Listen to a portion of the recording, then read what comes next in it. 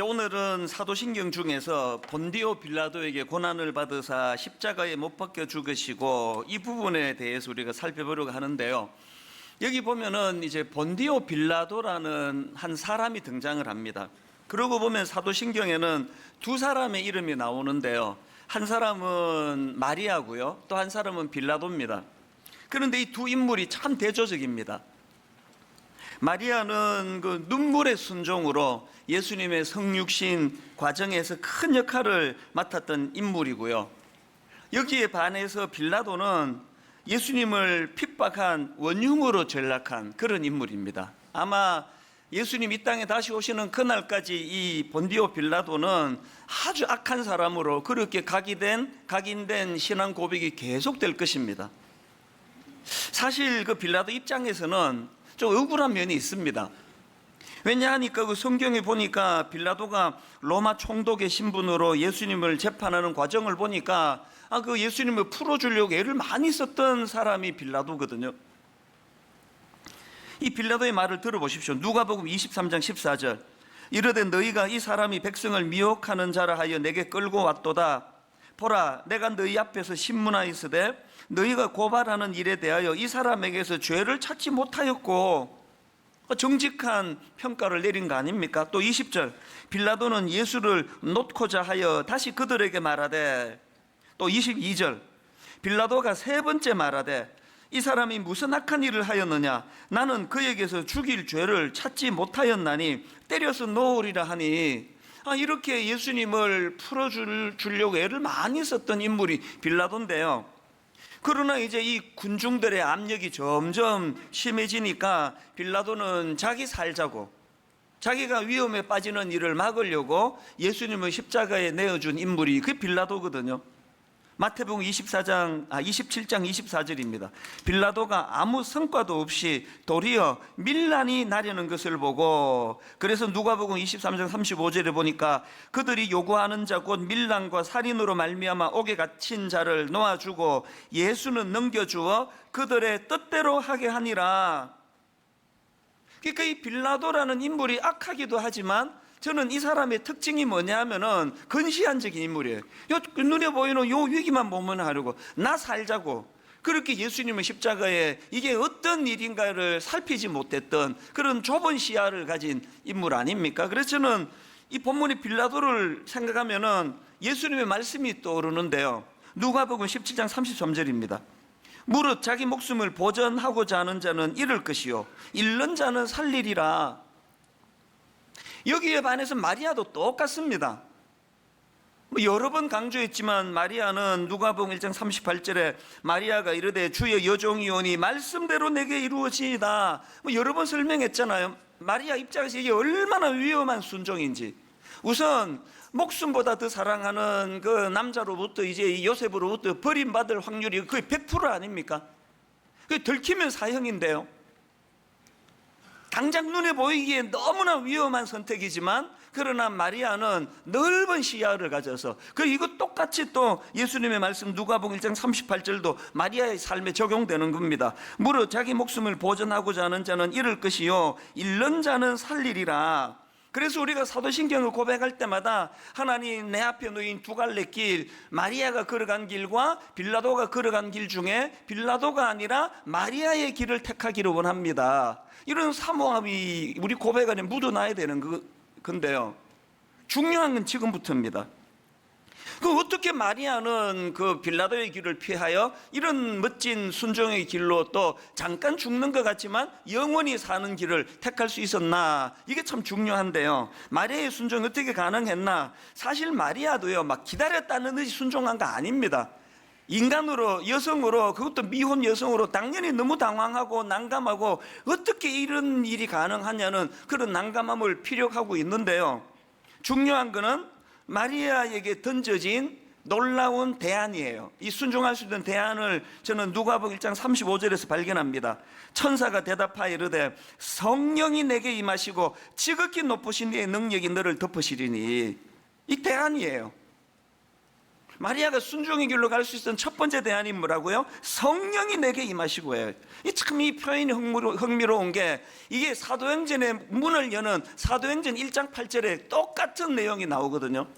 오직 성령이 너희에게 임하시면 너희가 권능을 받고 예루살렘과 온 유대와 사마리아와 땅끝까지 이르러 내 증인이 되리라 하시니라. 이 당시로 예수님의 제자들은 한마디로 오합지졸들이에요. 그렇게 3년씩이나 강도 높은 훈련을 받아놓고도 이제 결정적으로 그들의 영적인 실력이 드러나야 될 예수님의 십자가 지시는 그 현장에서 다 도망가 버린 게 제자들이에요. 이제 예수님이 성천하시면 땅 끝까지 내 증인이 내리나 뭐 이런 명령이 무슨 소용이 있겠냐고요. 그런 급쟁이들이. 예수님이 이걸 너무나 잘 아시기 때문에 어떤 대안을 주십니까? 성령이 내게 임하시면, 성령이 너희에게 임하시면, 그리고 그다음에 너희가 권능을 받아야, 뭐 교회 뭐 50년 다니고 뭐 100년 다니고 뭐 목사 뭐 다 소용이 없습니다. 마리아의 어떤 그가 가진 고귀한 어떤 성품이 마리아를 그렇게 만든 거 아니거든요. 우리는 늘 성령의 임재를 구해야 됩니다. 늘 성령의 임재를. 누가복음 11장 9절부터 보십시오.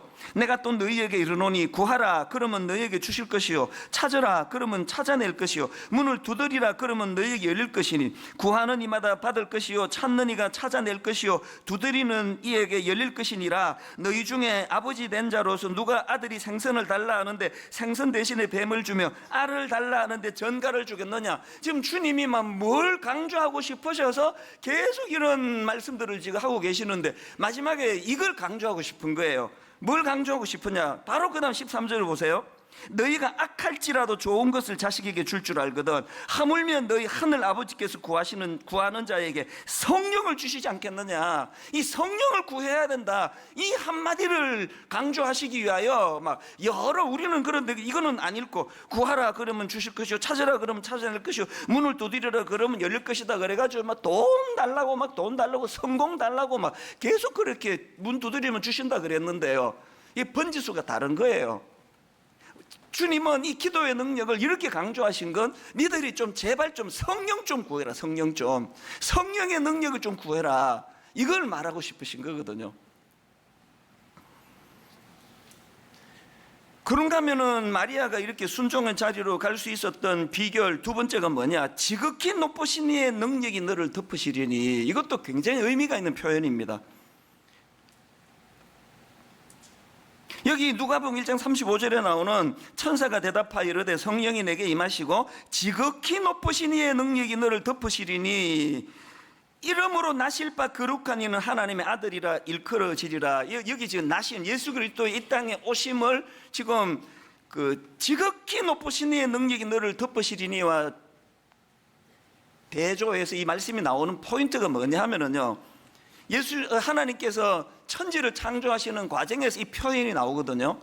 창세기 1장 2절 땅이 혼돈하고 공허하며 흑암이 깊음 위에 있고 하나님의 영은 수면 위에 운행하시니라. 여기 나오는 운행하다가 히브리어로 라하프인데요, 이 날개를 퍼득이다, 또 알이나 새끼를 품다, 이런 의미를 가진 단어인데 같은 단어가 신명기 32장 11절에 나옵니다. 마치 독수리가 그 보금자리를 뒤흔들고 새끼를 위에서 퍼득이며 날개를 펴서 새끼를 받아 그 날개 위에 업어 나르듯이 여기 나오는 퍼득이며가 라하프인데요, 하나님께서 천지를 창조하시는 과정에서 하나님의 영은 수면 위에 운행하시니라 라하프예요.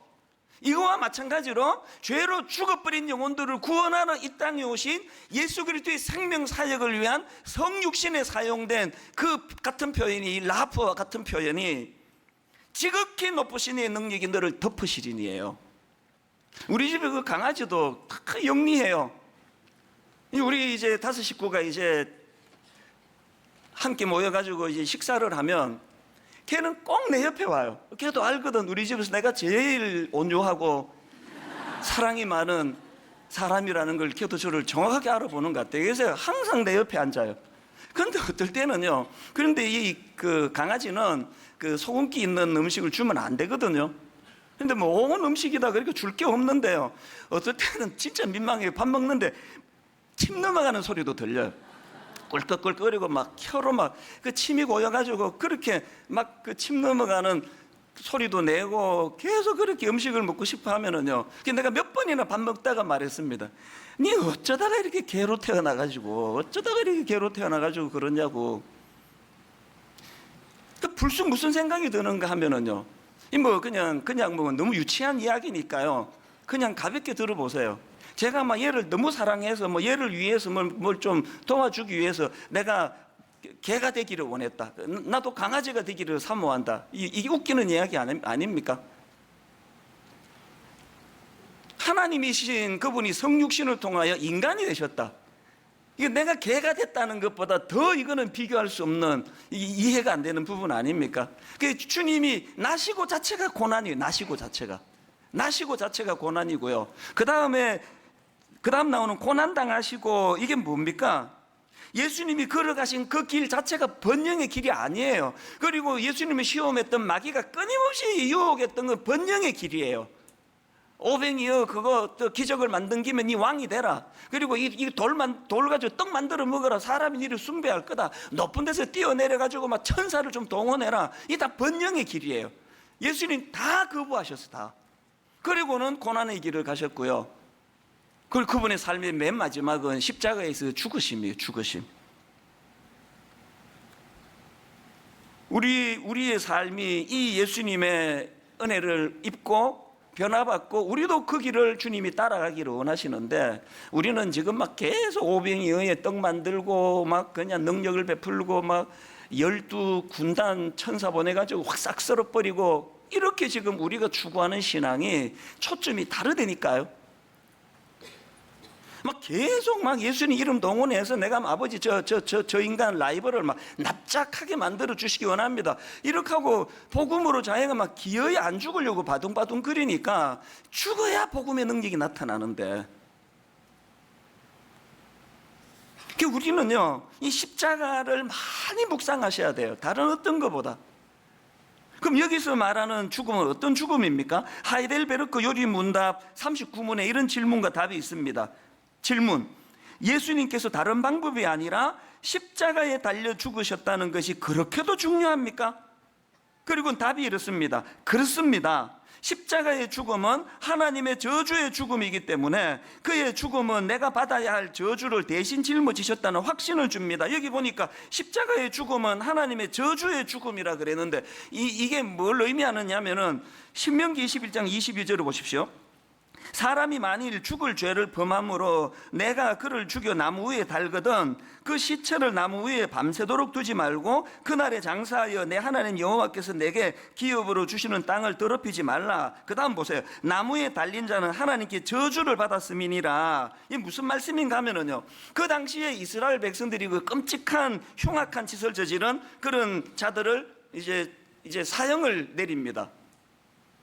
그럼 시체가 남잖아요. 그러면 그 시체를 성 밖으로 끌어내가지고 나무에 달아놓습니다. 이건 어떤 행위인가 하면은 이 하나님께 그 탄원의 의미예요.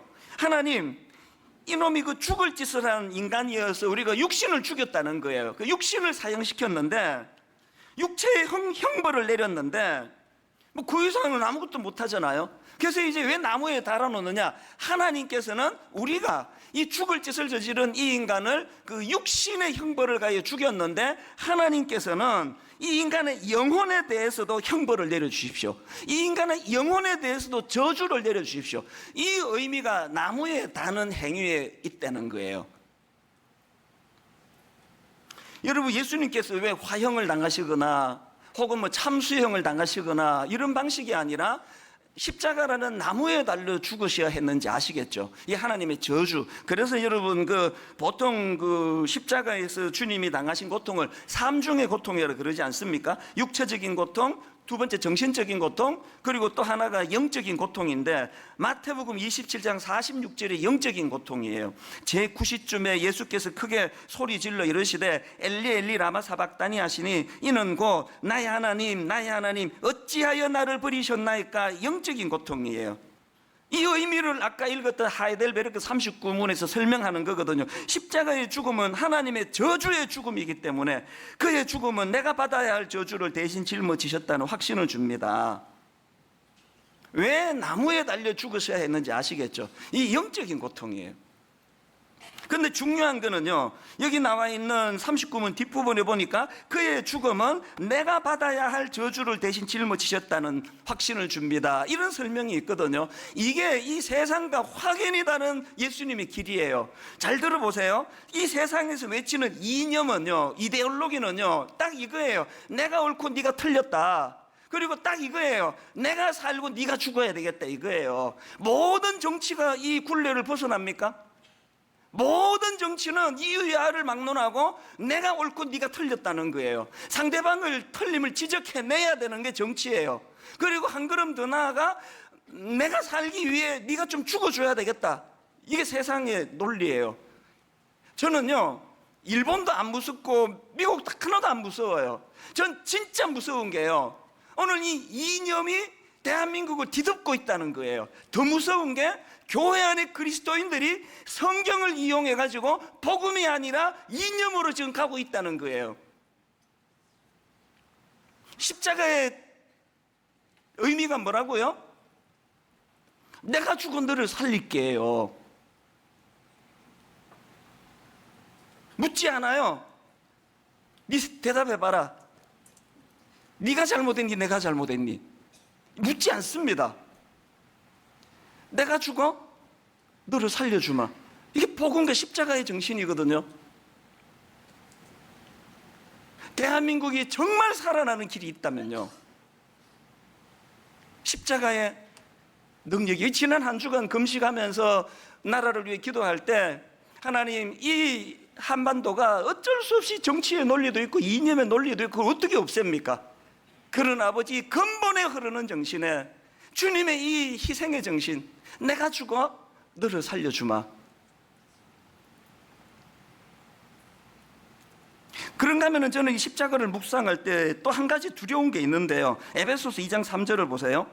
전에는 우리도 다 그 가운데서 우리 육체의 욕심을 따라 지내며 육체와 마음에 원하는 것을 하여 다른 이들과 같이 본질상 진노의 자녀이었더니, 제가 뭘 두려운가 하면은 전에는 본질상 진노의 자녀였는데요, 그런데 여기 보니까 본질상 진노의 자녀였을 때 행동 양식의 특징을 어떻게 설명하느냐, 우리 육체의 욕심을 따라 지내며예요.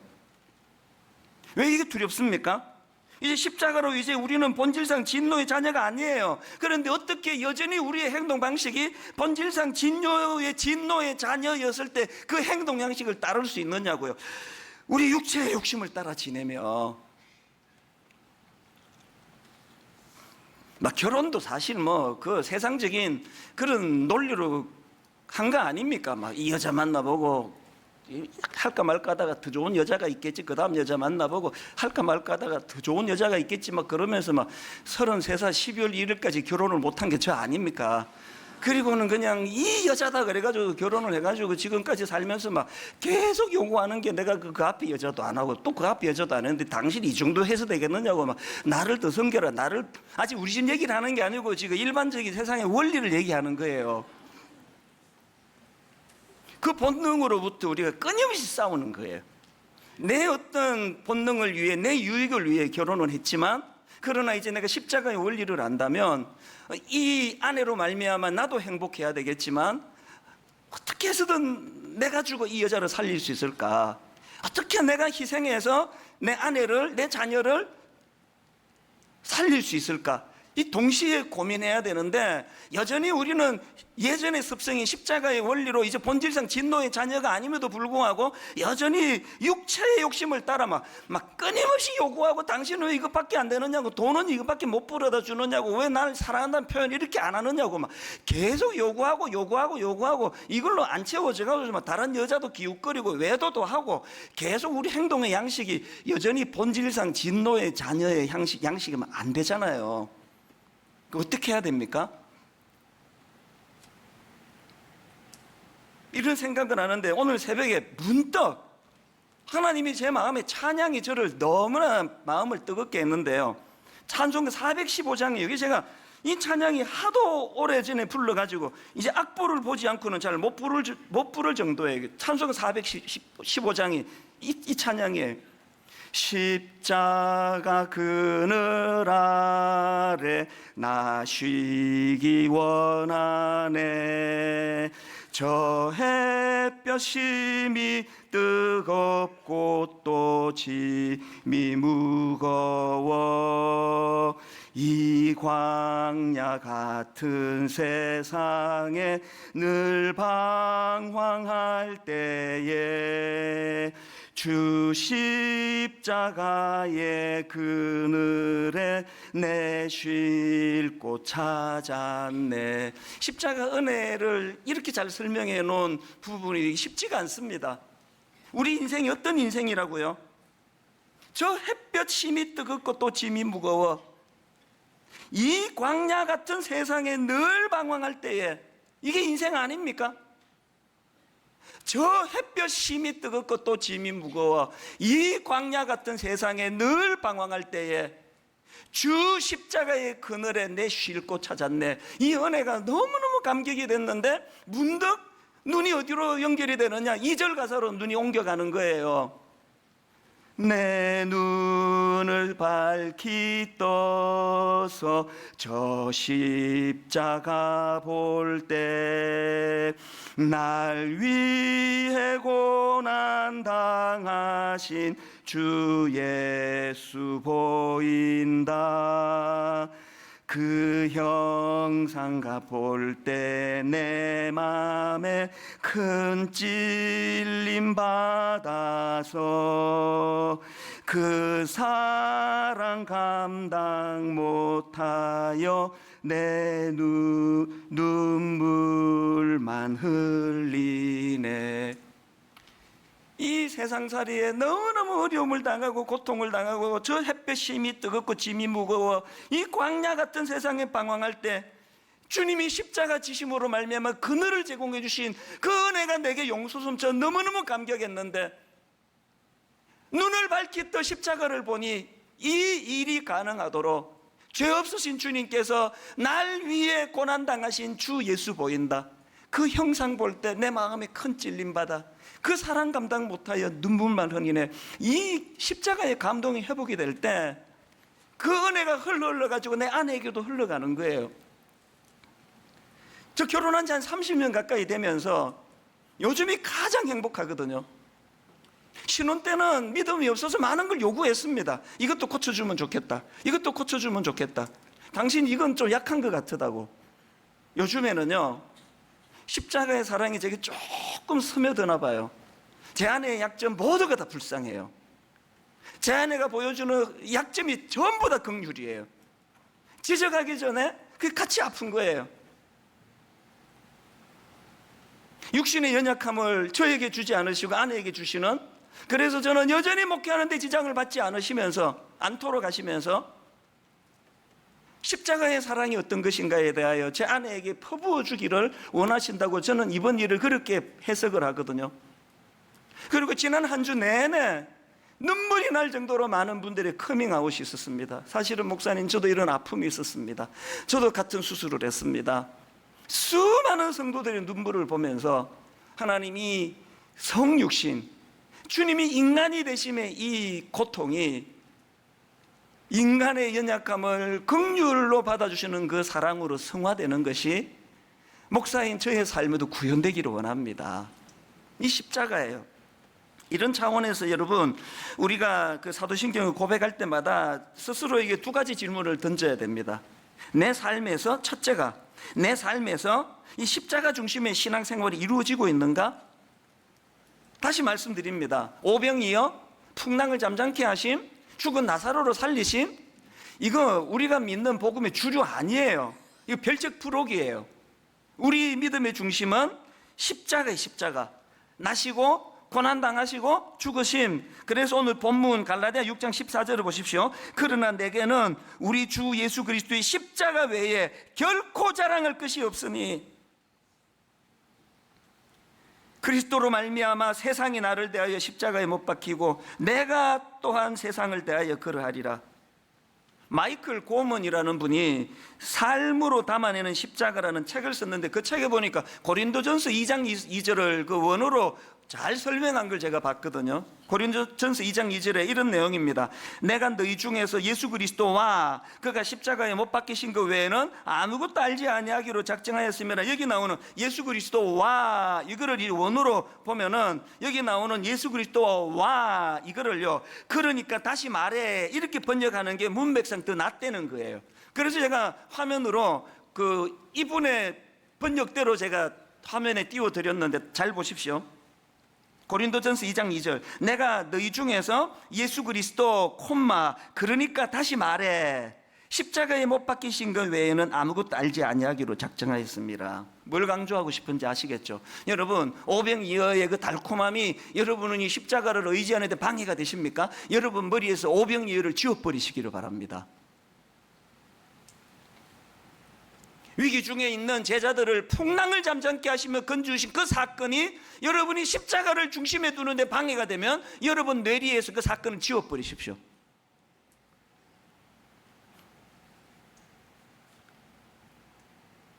내가 너희 중에서 예수 그리스도 그러니까 다시 말해 십자가에 못 박히신 것 외에는 아무것도 알지 아니하기로 작정하였습니다. 기독교의 핵심은 나시고 고난당하시고 죽으심이에요. 그 중간에 기적을 베풀어 번성시켜 주시고가 없습니다. 다시 말씀드립니다. 세상의 이념은 내가 옳고 네가 틀렸어요. 세상의 이념은 내가 살아야겠기에 네가 좀 죽어줘야 되겠다예요.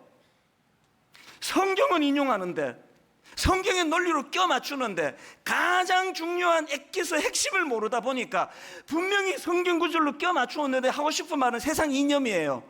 네가 이렇게 틀렸잖아. 네 이거 틀려먹은 거 알지?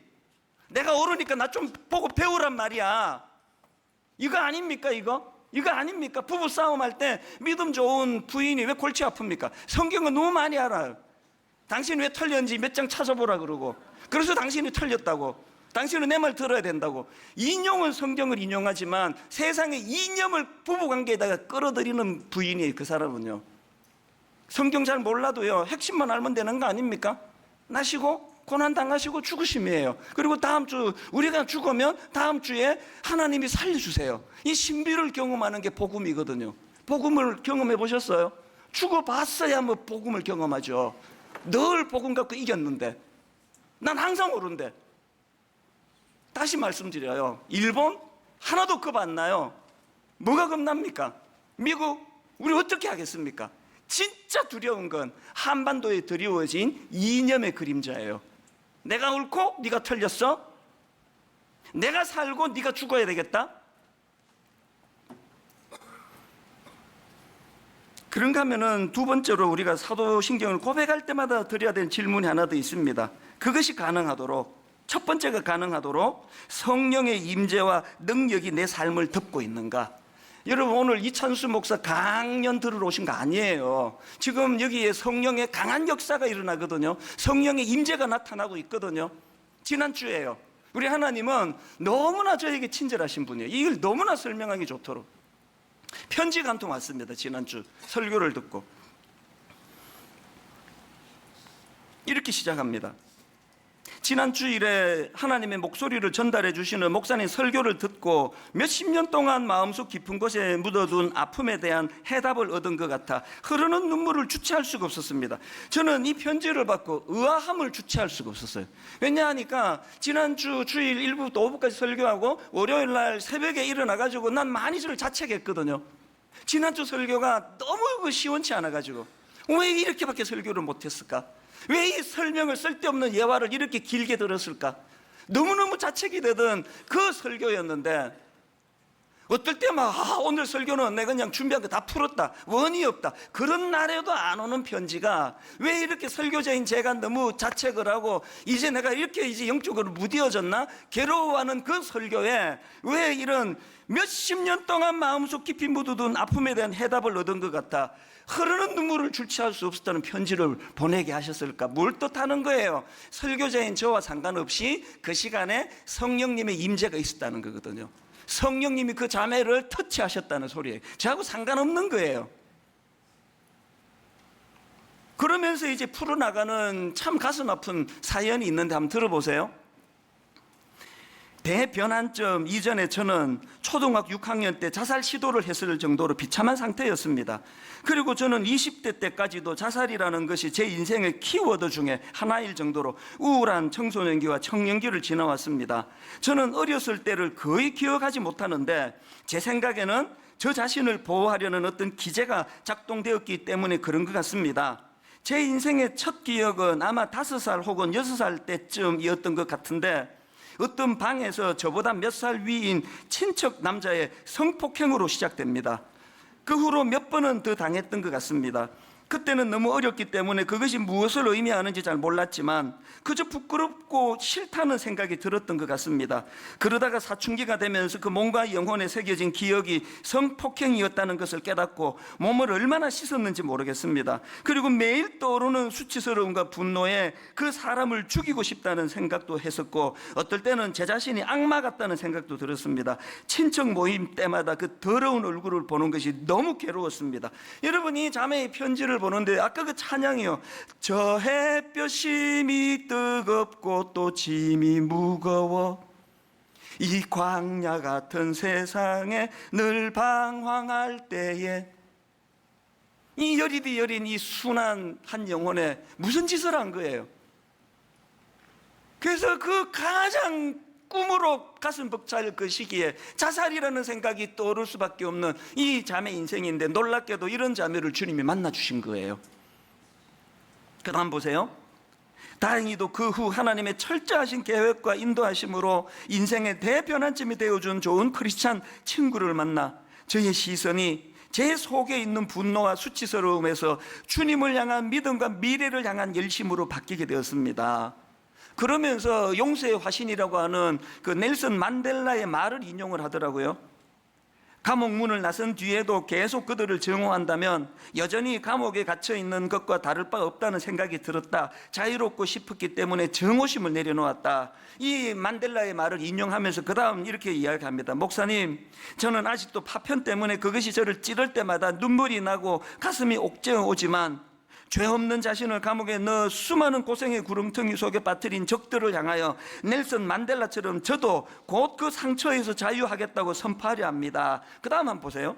그것은 저의 힘만으로는 절대 할 수 없는 것이지만 또다시 하나님의 능력을 붙들고 매달릴 수밖에 없는 것 같습니다.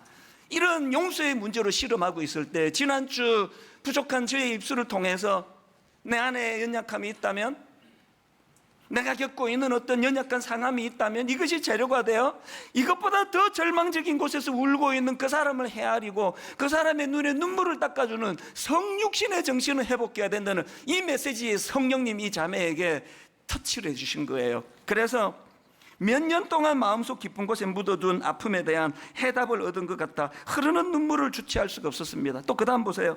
감사하면서 이제는 정말 훌훌 털고 일어나 같은 아픔을 가진 사람들을 어떤 방식으로든 도와야겠다는 생각을 하게 되었습니다. 하나님께서 선물해 주신 저의 안정된 생활을 저만 향유하는 것이 아닌 같은 상처를 가진 다른 사람들을 위해 쓰고 싶다는 생각을 하게 되었습니다. 성령님이 터치하니까 왜 이런 생각이 들까요? 십자가에서의 주님은 개죽음이 아니에요. 자기의 죄로 비참한 대가로 죽는 죽음이 아니라 수많은 영혼을 살리는 죽음이셨거든요. 십자가의 능력도 경험하시고 십자가의 정신이 이 자매처럼 우리의 아픔이, 그래서 제가 그 편지를 읽는데요, 여러분 우리가 이 땅을 살다가 받은 그 상처의 흔적, 영어로 스카, 성령의 터치가 일어나면 십자가로 이 스카 상처가 인도가 되고, 십자가 앞에 인도된 이 스카 상처는 스타, 연약한 이웃을 향해 손을 내밀게 만드는 별같이 빛나는 스타가 되는 줄로 믿습니다. 우리 주 예수 그리스도의 은혜와 하나님 아버지의 다함없는 사랑과 성령님의 감동, 감화, 위로교통 충만하심의 역사가 오늘 주신 말씀 내 마음에 힘이 되고 능력이 되어 십자가를 향하여 나아가기로 결단하며 예배하는 모든 주의 자녀들 머리 위에 지금부터 영원토록 함께 하시기를 간절히 축원하옵나이다. 아멘.